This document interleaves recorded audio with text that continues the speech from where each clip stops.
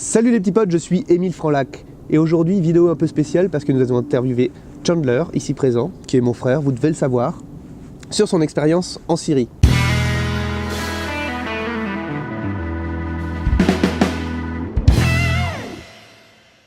Alors Chandler Fairbill, tu viens de finir 5 ans d'études à Rennes School of Business, l'école de commerce de Rennes, et tu t'es dit, si je partais faire de l'humanitaire, alors tu es parti en Syrie, le pays le plus sécurisé du monde actuellement, avec l'association SOS Chrétiens d'Orient. Mais pour faire quoi, Chandler? Pour faire quoi? Alors effectivement, je me suis dit, pourquoi faire de l'humanitaire? Déjà parce que j'avais d'une part envie de faire de l'humanitaire, je me suis dit c'est la première fois, donc pourquoi pas essayer? Et j'avais une petite place dans mon emploi du temps, donc je me suis dit, c'est le moment. Et tu as bien fait. Eh oui, Émile. Donc du coup, tu es parti pendant 5 mois en Syrie. 3. J'ai pas lu mes fiches. Et tu es parti avec l'association SOS Chrétiens d'Orient. Mais ce qu'on voudrait savoir, c'est qu'est-ce que tu faisais là-bas? Écoute, là-bas j'étais chargé de communication, Ouais. donc chargé de communiquer. Ouais. Hein, comme... C'est logique. Je vais suivre l'action des volontaires donc sur le terrain, donc de Damas, Alep et Homs. Je vais suivre vraiment ce qu'ils font, donc que ce soit de la reconstruction ou des cours de français, pour la plupart. D'accord. Alors tu faisais des vidéos et tu alimentais la page Facebook, si je comprends bien. Effectivement, Facebook, Instagram et Twitter, donc tout ce qu'on doit faire ici pour l'Europe-Red. D'accord. Et tu es justement responsable de la communication de l'Europe-Red. Effectivement. Ah bon? De notre équipage en tout cas. Merde.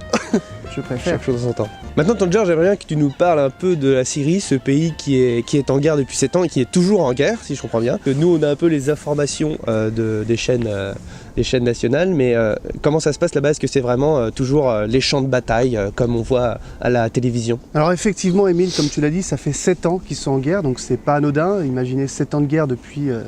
qu'est-ce que vous faites depuis 2011? Essayez de penser à tout ce que vous avez fait depuis. Eux, ils le vivent en guerre.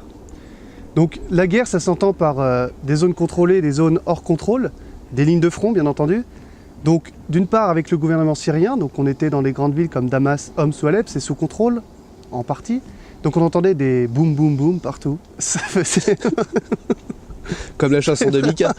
Quand toi et moi on fait C'était la guerre, donc effectivement, le problème aujourd'hui qu'on a avec les médias français, c'est qu'ils nous montrent pas toute la vérité.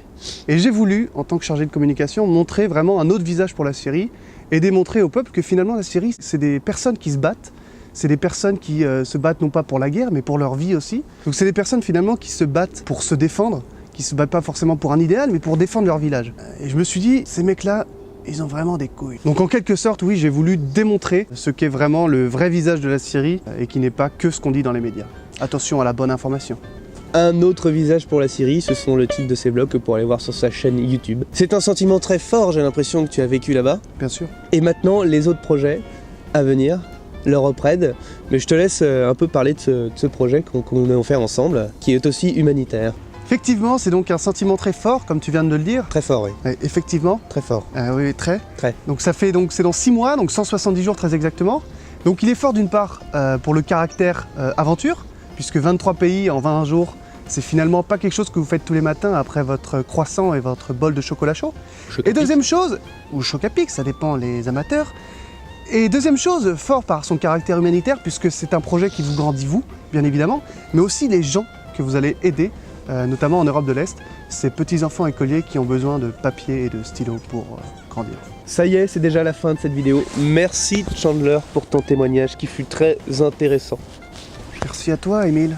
Pour nous, on se retrouve très prochainement pour des vlogs qui éteint la lumière.